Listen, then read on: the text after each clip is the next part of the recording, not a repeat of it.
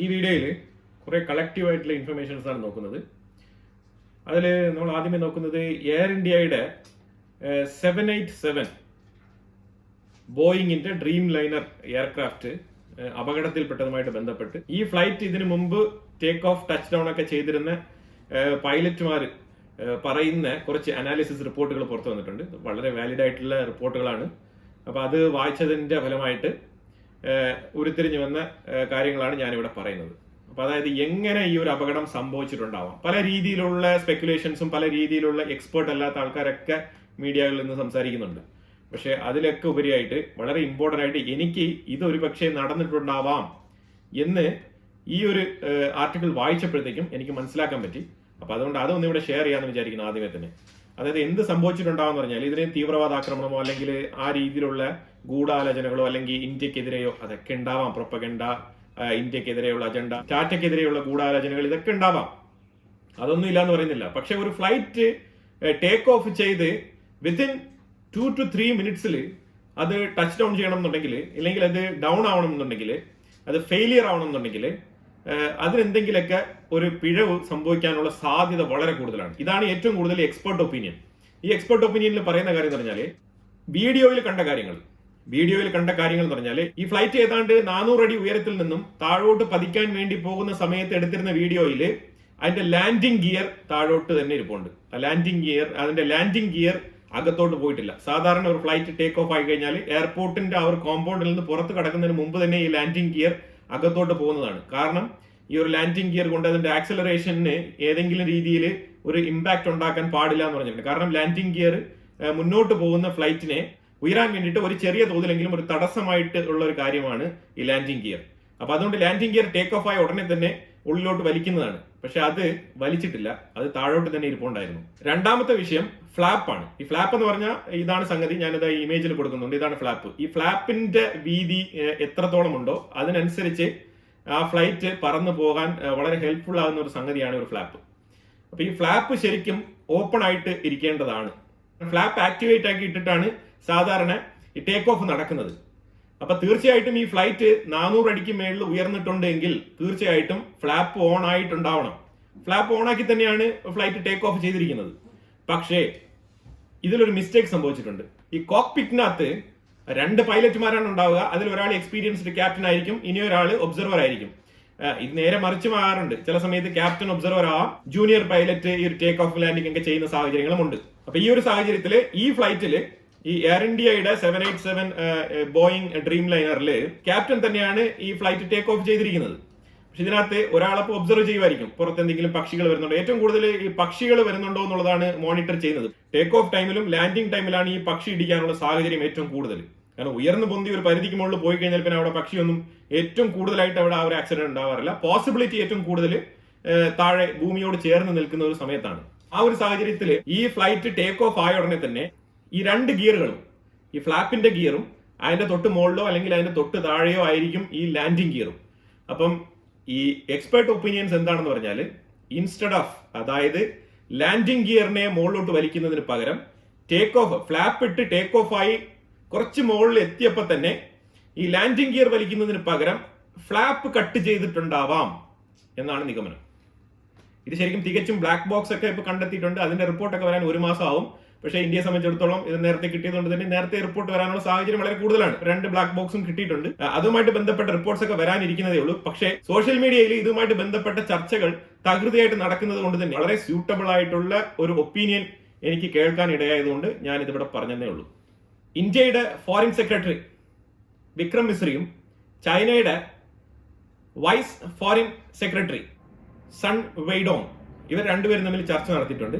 ഈ ചർച്ചയിൽ ഇന്ത്യക്കും ചൈനയ്ക്കുമായിട്ടുള്ള ബന്ധത്തിൽ നല്ല രീതിയിലുള്ള റിലേഷൻഷിപ്പ്, അതായത് മൾട്ടിലേറ്ററൽ റിലേഷൻഷിപ്പ് കൊണ്ടുപോവാം എന്നാണ് അഭിപ്രായം വന്നിരിക്കുന്നത്. അപ്പൊ ഇത് ശരിക്കും ഷാങ്ഹായ് കോർപ്പറേഷൻ ഓർഗനൈസേഷൻ എന്ന് പറഞ്ഞ ആ മീറ്റിംഗ് നടക്കുന്നതിന്റെ സൈഡ് ലൈനിലാണ് ഈ ഒരു ഡിസ്കഷൻ നടന്നത്.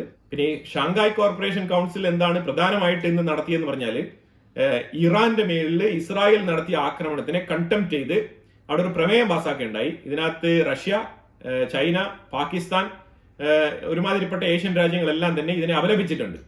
പക്ഷേ ഇന്ത്യ ഇതിൽ നിന്നും വിട്ടു നിൽക്കുകയാണ്. അതാണ് ചെയ്തത്. കാരണം ഇന്ത്യക്കും ഇസ്രായേലുമായിട്ടുള്ള ബന്ധം അത് എല്ലാവർക്കും അറിയാവുന്ന കാര്യം തന്നെയാണ്. അപ്പൊ ഇത് ശരിക്കും ഇറാനിലേക്ക് എന്തെങ്കിലും ഡിപ്ലോമാറ്റിക് ഇഷ്യൂ ഉണ്ടാവാനുള്ള സാധ്യതയുണ്ടോ, അല്ലെങ്കിൽ ഇറാൻ ഇതിനെ എങ്ങനെ കൺസിഡർ ചെയ്യും? കാരണം ഇറാനും ഈ ഷാങ്ഹായ് കോർപ്പറേഷൻ ഓർഗനൈസേഷനിൽ ഉൾപ്പെടുന്ന കൺട്രിയാണ്.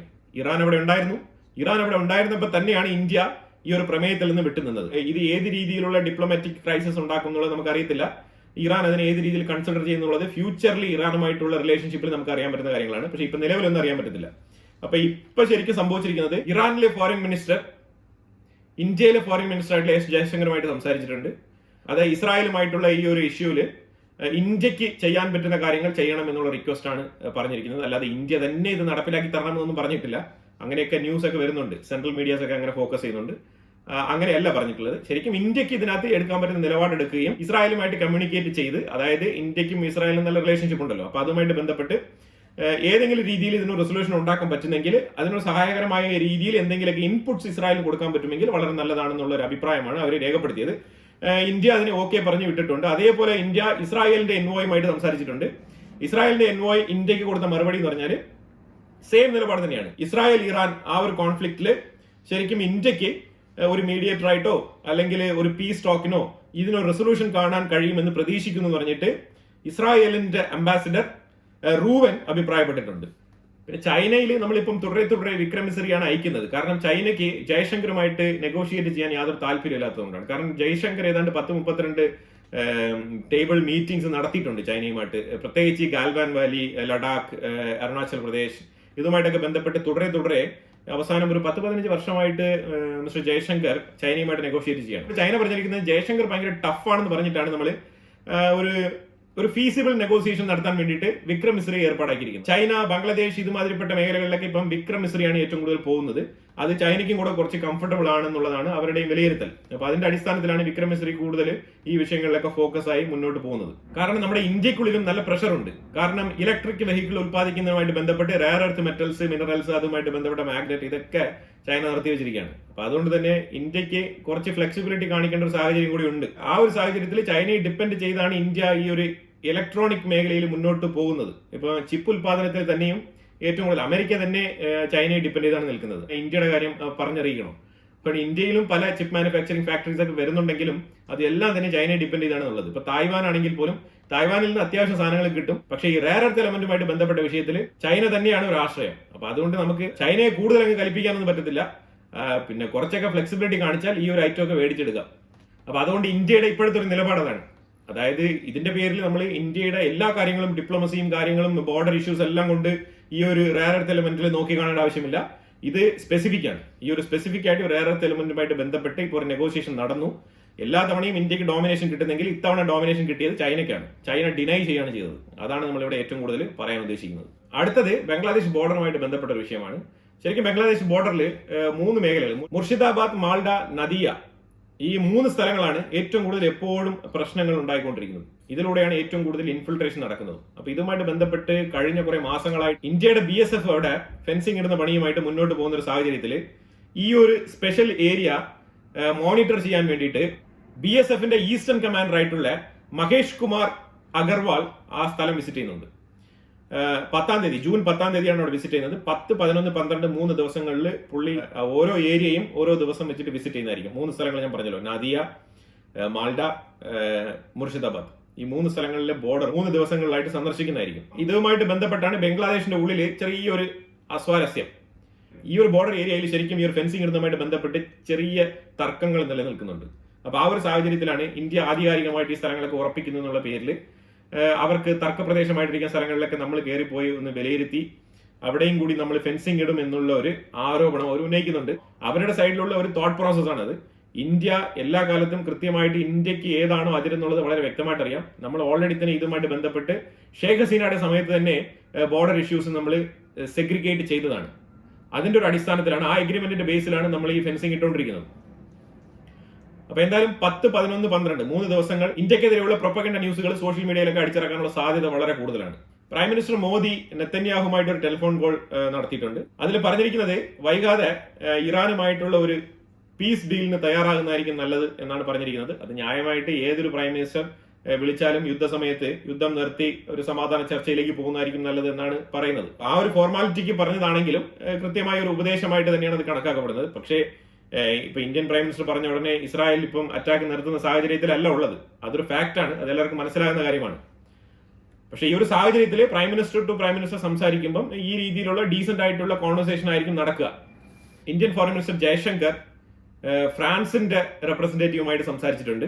ജീൻ നോയൽ ബെറോട്ട് ഫ്രാൻസിന്റെ ഫോറിൻ റെപ്രസെന്റേറ്റീവ് ആണ്. പുള്ളിമാട് സംസാരിച്ചതിൽ എന്താണെന്ന് പറഞ്ഞാൽ ഫ്രാൻസും ഇന്ത്യയും തമ്മിൽ ഡിഫൻസ് മേഖലയിൽ, ടെക്നോളജി മേഖലയിലൊക്കെ കൂടുതൽ കോഓപ്പറേഷൻ ചേർന്ന് പ്രവർത്തിക്കാൻ വേണ്ടിയിട്ടുള്ള എഗ്രിമെന്റുകൾ ഒപ്പിടാൻ വേണ്ടിയിട്ടാണ് ഈ ഒരു ചർച്ച നടന്നതായിട്ട് മനസ്സിലാക്കാൻ പറ്റുന്നത്. അതിലുപരിയായിട്ട് യൂറോപ്യൻ യൂണിയനുമായിട്ട് ബന്ധപ്പെട്ട് മിഡിൽ ഈസ്റ്റ് യൂറോപ്പ് എക്കണോമിക് കോറിഡോറുമായിട്ട് ബന്ധപ്പെട്ട് ഫ്രാൻസിന്റെ സഹകരണം, അത് ഫ്രാൻസ് ഏറ്റവും കൂടുതൽ യൂറോപ്യൻ യൂണിയനുമായിട്ട് പുഷ് ചെയ്ത് ഈ ഒരു പ്രോജക്റ്റ് ഏറ്റവും വേഗത്തിൽ നടത്തി തീർക്കാൻ വേണ്ടിയിട്ടുള്ള സഹകരണം വേണമെന്നാണ് ആവശ്യപ്പെട്ടിരിക്കുന്നത്. അപ്പൊ ഫ്രാൻസ് അതിന് ഓക്കെ പറഞ്ഞിട്ടുണ്ട്. ഫ്രാൻസിന്റെ മാക്രോൺ ആണല്ലോ യൂറോപ്യൻ യൂണിയൻ മൊത്തത്തിൽ ഉള്ളംകൈയിലെടുത്ത് വെച്ചുകൊണ്ടിരിക്കുന്നത്. അപ്പൊ തീർച്ചയായിട്ടും മാക്രോൺ വിചാരിച്ചു കഴിഞ്ഞാൽ പല രീതിയിലുള്ള ഇൻഫ്ലുവൻസും ചെയ്യാൻ സാധിക്കും യൂറോപ്യൻ യൂണിയനിൽ. അപ്പൊ അതുകൊണ്ടാണ് ഫ്രാൻസുമായിട്ട് ഈ ഒരു ഡിസ്കഷൻ ഇന്ത്യ നടത്തിയിരിക്കുന്നത്. അതുപോലെ ചൈന, മാസ്റ്റേഴ്സ് ലിസ്റ്റിൽ വരുന്ന ചൈന ഇസ്രായേലിനെ കണ്ടംപ്റ്റ് ചെയ്തിരിക്കുകയാണ്. 2 ദിവസത്തെ അറ്റാക്കിന് ശേഷമാണ് ചൈന ഇന്ന് കണ്ടംപ്റ്റ് ചെയ്തിരിക്കുന്നത്. ഷാങ്ഹായ് കോർപ്പറേഷൻ കഴിഞ്ഞ പാട് തന്നെ ചൈന ഇസ്രായേലിനെ കണ്ടംപ്റ്റ് ചെയ്തിട്ടുള്ള റിപ്പോർട്ടാണ് പുറത്തിറക്കിയത്. തീർച്ചയായിട്ടും സ്വാഭാവികം, എല്ലാവർക്കും അറിയാവുന്ന പോലെ തന്നെ ചൈന തീർച്ചയായിട്ടും ഇറാനൊപ്പം നിൽക്കുന്ന ഒരു രാജ്യം തന്നെയാണ്, അതിൽ യാതൊരു ഡൗട്ടും ഇല്ല. അപ്പൊ എന്തായാലും കുറെ ഇൻഫർമേറ്റീവ് ആയിട്ടുള്ള വിഷയങ്ങളാണ് ഈ വീഡിയോയിൽ ഞാൻ ഷെയർ ചെയ്തത്. ഇതിനെക്കുറിച്ചുള്ള അഭിപ്രായങ്ങൾ കമന്റ് ബോക്സിൽ രേഖപ്പെടുത്തുക. കൂടുതൽ വിഷയങ്ങളുമായിട്ട് അടുത്ത വീഡിയോയിൽ വരാം. Thank you so much. ഒരു ഡിസ്ക്ലൈമർ ഉണ്ട്, വീഡിയോയ്ക്ക് സൗണ്ടിന് ചെറിയ പതർച്ചയും പ്രശ്നങ്ങളൊക്കെ ഉണ്ടാവാൻ സാധ്യതയുണ്ട്. കാരണം നമ്മൾ വേറൊരു ഡിവൈസിലാണ് ഇത് ഷൂട്ട് ചെയ്യുന്നത്, ഇത് സെക്കൻഡറി ചാനൽ ആയതുകൊണ്ട്. അപ്പോൾ അതുകൊണ്ട് നമ്മൾ ഇതിന് സ്യൂട്ടബിൾ ആയിട്ടുള്ള ഒരു മൈക്ക്, ഇപ്പം നമ്മുടെ കയ്യിലുള്ള മൈക്ക് ഇതിന് സ്യൂട്ടബിൾ ആവുന്നില്ല. അപ്പോൾ അതുകൊണ്ട് ഇതിനുള്ള ഒരു മൈക്ക് നമ്മൾ കണ്ടെത്തുന്നവരെ ഒന്ന് സഹകരിക്കണം. Thank you so much.